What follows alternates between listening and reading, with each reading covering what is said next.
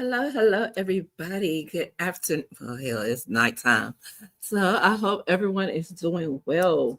I will be doing a review on the Family Business New Orleans Season 1, Episode 4, Truth, Lies, and Secret Ties. I am behind schedule, so now I'm trying to play catch up. I've been having a lot going on in life. So, yeah, now I have to play catch up. So, this episode, of course, it starts out with, it does a preview of how it ended. Of course, this is the episode from 2 weeks ago. And we see where Skunk told Jean LeBlanc about seeing Marquise and Floyd putting his brother's body in the truck and dropping off, right? So this episode starts out, back there because, of course, they're trying to verify that he's not lying. So they are headed to, well, that's how it starts. We're going to see where Jean LeBlanc is up. He's getting dressed, getting ready to go. His wife is laying in the bed pretending to be asleep.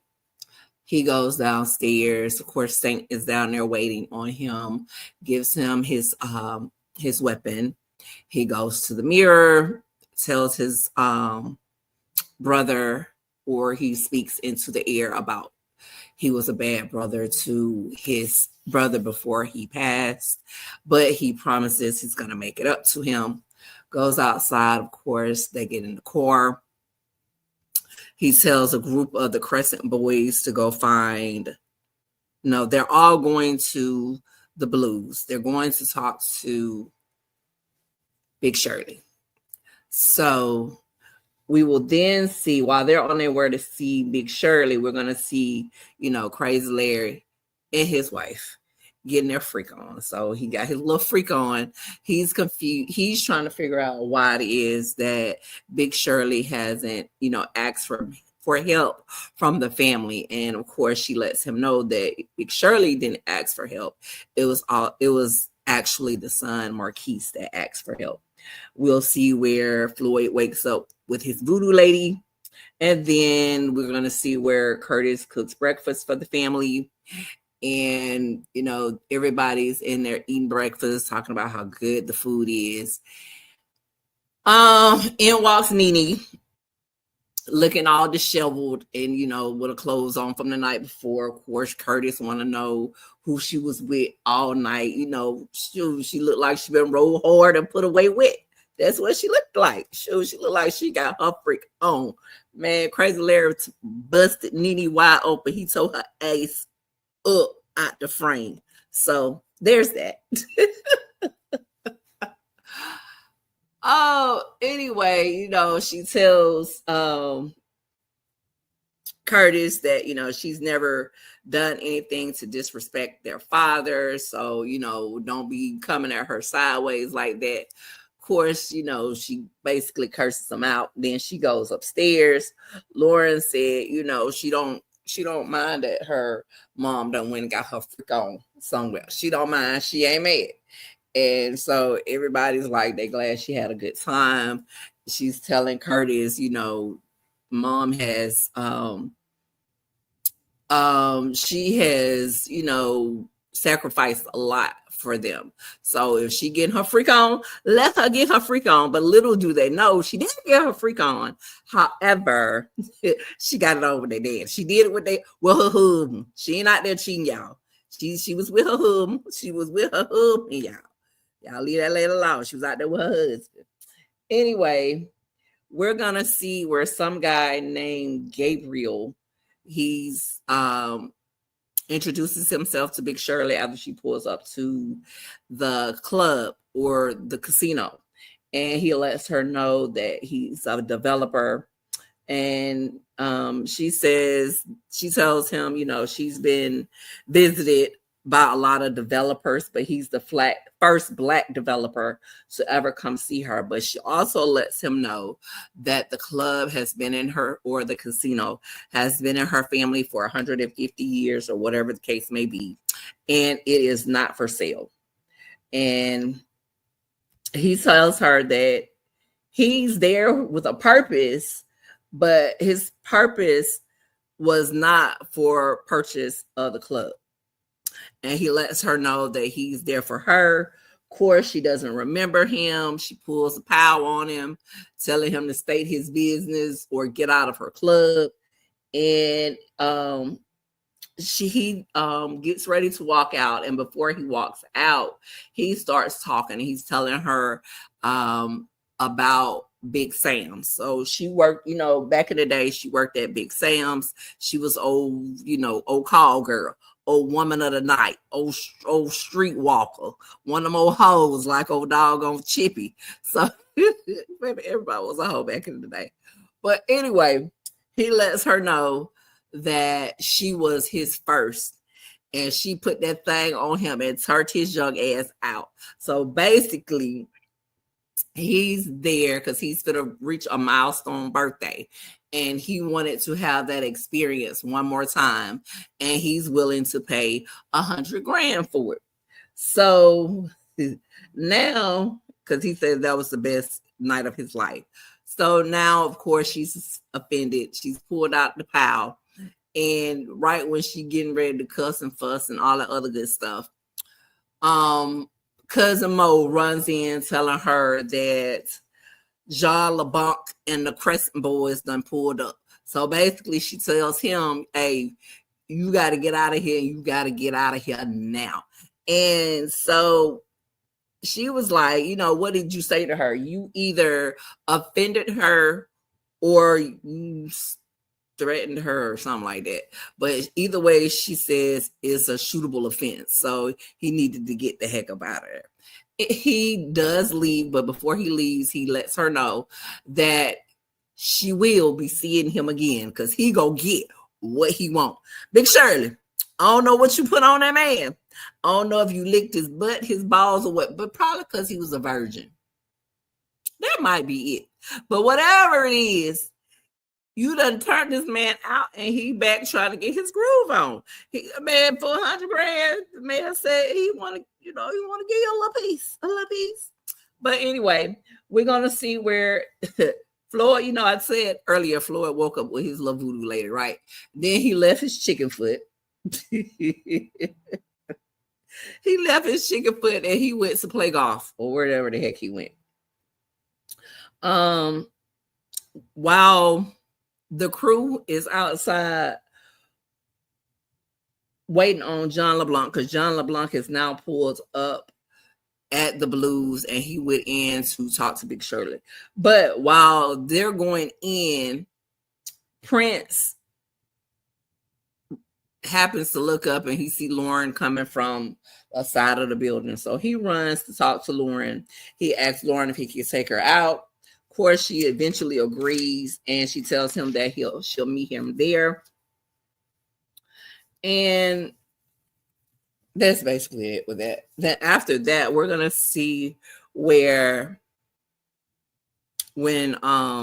John and Saint roll up in there to see Big Shirley, and he was like, she asked, was he there to talk about how Saint roughed up one of her employees?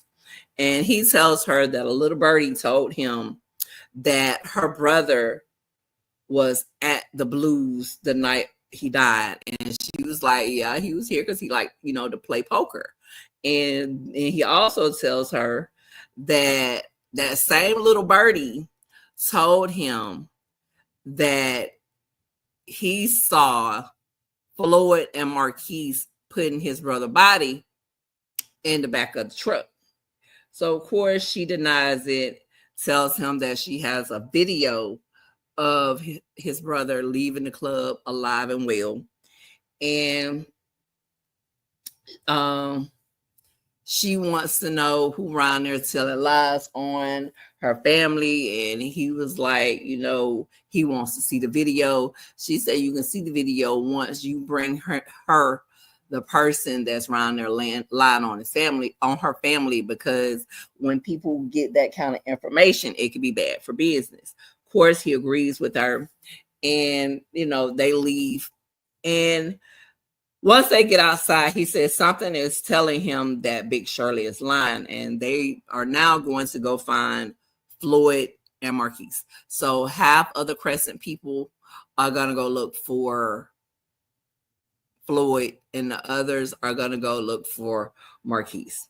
So we're going to find where Marquise is screwing Saint's wife again. And of course, Saint and Prince are the ones that are going to look for Marquise. So while they sitting there talking about different stuff, and they end up seeing, well, Saint was trying to call his wife, which he couldn't reach his wife because his wife is out there screwing Marquise. So they end up seeing Marquise's car. And so they follow the car to a hotel, but Marquise isn't driving the car because he's screwing the wife. Curtis is actually driving Marquise's car. Curtis calls Marquise and asks him, if he needs more time. He tells him no. So he goes to get something to drink. He tells him he'll be down in 5 minutes or so. So he lets her know, he's getting ready to go. And he orders her a Uber Black. Once he gets outside, he sees Prince and Saint. Of course, they get into altercation, and he asks him about Pierre. Of course, he was like, he don't know what they're talking about, ain't nothing, whatever. But Marquise and Prince get into it because Prince is leaning on his car, and he's telling him to get his broke behind off his car. Either way it goes, they shove each other. Then they pull out guns. So they getting ready to pop a cap in them. Okay. As they pulling out their guns to pop a cap in them, Curtis comes out of the store that he went to. He runs up and he pulls out both of his. Like, homeboy, what y'all gonna do? So he aiming at both of them. He got both of them at gunpoint.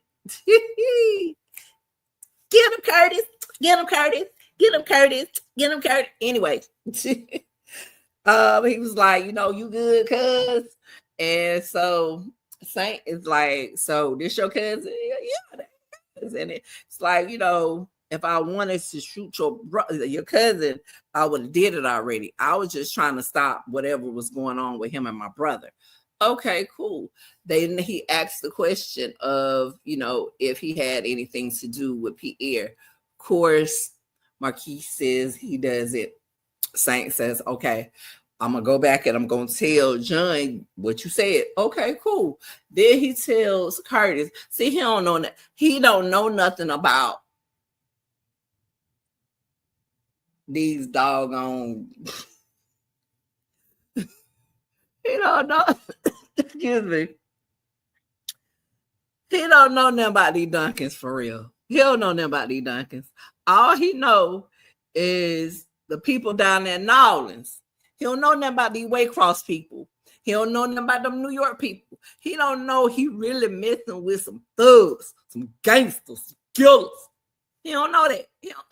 He don't know what he doing. He don't know who he up against. He don't know. But anyway, he was like, next time you pull one on me, you better use it. And Curtis like, okay. He just don't know. Curtis will take his behind out. He better stand down. Anyway, they stand down and they roll out. Child, we go to where Skunk is in the car with Jean LeBlanc. Jean LeBlanc popping him in the face, them busted his mouth. And they headed to the golf course because they said Floyd go play golf every Saturday morning. I'm assuming this is Saturday. I think they said every Saturday morning. Either way it goes, they let him know, hey, you going to go out here and you going to tell Floyd the same thing you told us. And you better tell it with some little funking and some spunking, so, some bass in your chest or whatever the case may be.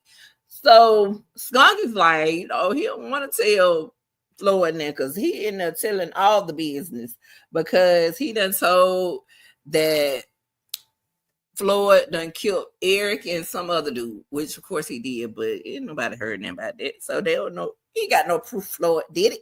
You ain't got no proof Floyd did it. You ain't seen that. You ain't seen that skunk. You just assuming. Somebody he don't want to end up like them. But either way it go, homeboy, whether Floyd do it or John LeBlanc do it. Skunk, count your days, home skillet. Count your days. Either way it go. Skunk jump his ass out the car and he run. Because Skunk said, y'all ain't finna get him unalive right here. Y'all ain't finna get him pop out. Y'all ain't finna take him out. But either way it go, Skunk, you finna be out of there, homeboy. In 5, 4, 3, 2, 1. Somebody gonna take you out.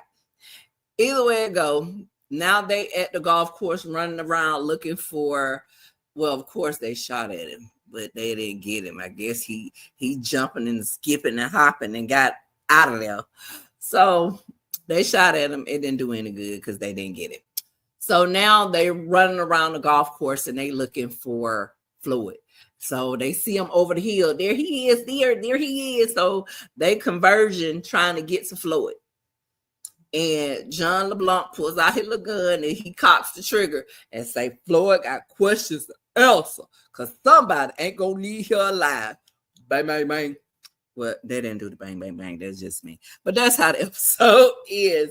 Please don't forget to like, comment, and subscribe to the channel. Let me know what you guys think about this particular episode. And drop down in the comments. Talk to me. Let me know what's going on. And with that being said, that's all I got. And I will talk to you all soon. Bye.